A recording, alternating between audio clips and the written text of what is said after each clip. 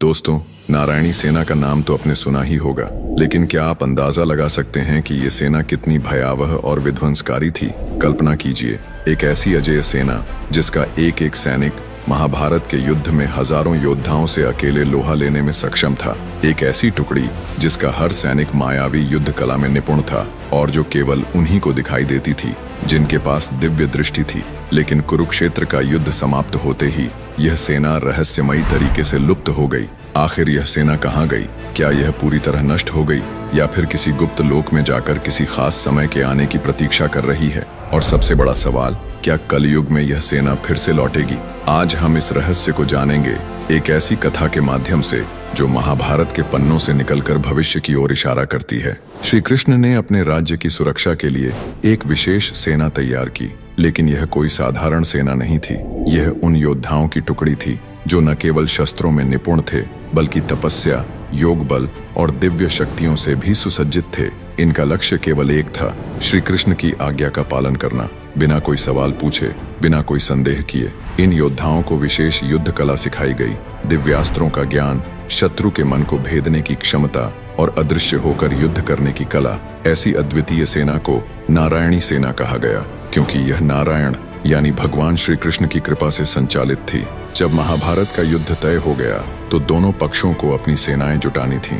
दुर्योधन और अर्जुन दोनों सहायता मांगने के लिए द्वारका पहुंचे, लेकिन जब वे श्री कृष्ण के पास पहुंचे तो कृष्ण विश्राम कर रहे थे। जब श्री कृष्ण जागे तो दोनों ने श्री कृष्ण को अपनी तरफ से युद्ध लड़ने को कहा। यह सुनकर कृष्ण ने कहा, मैं तो किसी एक के ही साथ हो सकता हूँ। अब उन्होंने दोनों को एक कठिन चुनाव दिया। उन्होंने कहा, एक ओर मैं स्वयं हूँ, लेकिन मैं इस युद्ध में कोई शस्त्र नहीं उठाऊंगा, और दूसरी ओर है मेरी नारायणी सेना जो अजेय और अपराजेय है। दुर्योधन नारायणी सेना की शक्ति को अच्छे से जानता था। वह तुरंत बोला, मुझे नारायणी सेना चाहिए। उसे लगा कि एक अकेला निहत्था श्री कृष्ण किसी काम का नहीं। लेकिन अर्जुन मुस्कुराए और बोले, मुझे आप चाहिए प्रभु। यहीं पर तय हो गया था कि धर्म की विजय होगी, क्योंकि बल से अधिक बुद्धि और ईश्वर का साथ महत्वपूर्ण होता है। और नारायणी सेना शक्तिशाली तो थी, लेकिन इतनी भयावह और विध्वंसकारी सेना का नेतृत्व सही से तो केवल कृष्ण ही कर सकते थे। वह कृष्ण के नेतृत्व के बिना अधूरी थी। कहा जाता है कि इस सेना में श्री कृष्ण के 18,000 साथी भी थे, जो सब महान योद्धा थे। महाभारत युद्ध में नारायणी सेना कौरवों की ओर से लड़ी। इनके योद्धा अद्वितीय थे। वे मायावी अस्त्रों का प्रयोग कर सकते थे, शत्रु की मानसिकता को प्रभावित कर सकते थे और इतना अनुशासित युद्ध करते थे कि इन्हें हराना असंभव लगता था। भीम, सात्यकी और अर्जुन ने मिलकर इनका घोर संहार किया, लेकिन फिर भी यह सेना अपनी आखिरी सांस तक लड़ी। लेकिन दोस्तों, असली रहस्य तो इसके बाद शुरू हुआ। युद्ध के बाद यह सेना कहाँ गई? महाभारत युद्ध समाप्त हुआ, श्री कृष्ण द्वारका लौट गए, लेकिन युद्ध में बची हुई नारायणी सेना का कोई नामो निशान नहीं था। क्या वे युद्ध में पूरी तरह समाप्त हो गए थे? नहीं। कुछ ऋषियों और योगियों का मानना है कि श्री कृष्ण ने अपनी योग माया से इस सेना को एक गुप्त लोक में भेज दिया।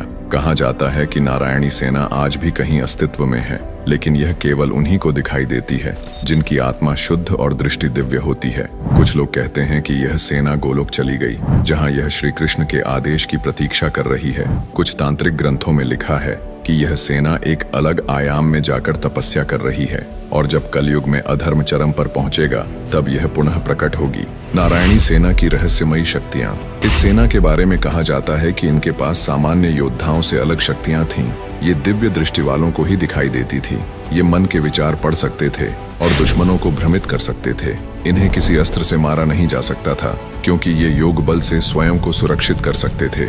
महाभारत के बाद कई साधकों ने नारायणी सेना के अस्तित्व का दावा किया। कई तांत्रिक ग्रंथों में इस सेना के पुनः प्रकट होने की भविष्यवाणी भी की गई है। क्या कलयुग में नारायणी सेना लौटेगी? दोस्तों, अब सबसे बड़ा सवाल, क्या यह सेना कलयुग में फिर से प्रकट होगी? कल की पुराण के अनुसार जब अधर्म अपनी चरम सीमा पर होगा, तब भगवान विष्णु का अंतिम अवतार, कल की अवतार, इस धरती पर प्रकट होंगे और तब एक महान युद्ध होगा। कुछ ऋषियों का मानना है कि नारायणी सेना इसी युद्ध के लिए पुनः जागृत होगी। संभावना यह भी है कि यह सेना किसी गुप्त स्थान पर छिपी हो और जब समय आएगा तब यह फिर से प्रकट होगी। अब सवाल यह है, क्या यह केवल एक पौराणिक कथा है या फिर सच में कहीं न कहीं नारायणी सेना इस दुनिया में मौजूद है? निष्कर्ष, क्या यह सिर्फ एक मिथक है या एक सच? दोस्तों, यह सवाल आज भी अनसुलझा है। कुछ लोग इसे महज एक धार्मिक कथा मानते हैं, जबकि कुछ का विश्वास है कि जब सही समय आएगा तब यह सेना फिर से प्रकट होगी। क्या आपको लगता है कि नारायणी सेना आज भी कहीं न कहीं अस्तित्व में है, या यह सिर्फ एक अद्भुत पौराणिक कथा है? नीचे कमेंट करके बताइए। और अगर आपको यह वीडियो पसंद आया हो तो इसे शेयर जरूर करें। सनातन धर्म के ऐसे ही अद्भुत रहस्यों के लिए हमारे चैनल को सब्सक्राइब करें। धन्यवाद।